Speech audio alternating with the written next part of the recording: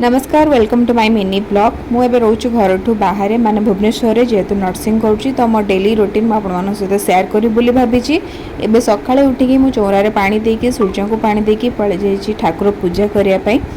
जोटी रहिले यहाँ तो निहाती नेसेसरी करा पड़ो। ठाकुर पूजा कर सारा मुझे प्रिपेयर करी मोर रोसई टिफिन नहीं जावाई आउ पुणी खाई भी जावाई ये टिफिन रेडी करदेली मु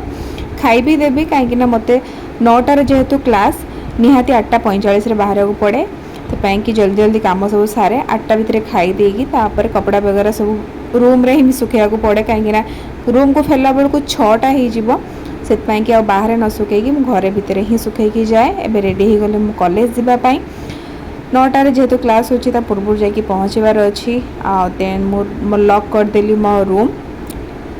ताला सब बेले देखा पड़े लॉक अच्छी कि ना। ये हूँ मो कॉलेज हाईटेक मेडिकल कॉलेज जोटी मु नर्सिंग करुँची बर्तमान यहाँ हूँ आम लंच टाइम 12टा ରୁ 1 हुए देन 1 ରୁ आमको ड्यूटी जावाक थाए ड्यूटी 1 ରୁ 6टा हूँ मो ड्यूटी टाइम तो ये रेडी हूँ ड्यूटी जावाई 1 पूर्व जाकि मेडिकल पहुँचबार अच्छी मु मो फ्रेंड्स मैंने जाऊँ आम ड्यूटी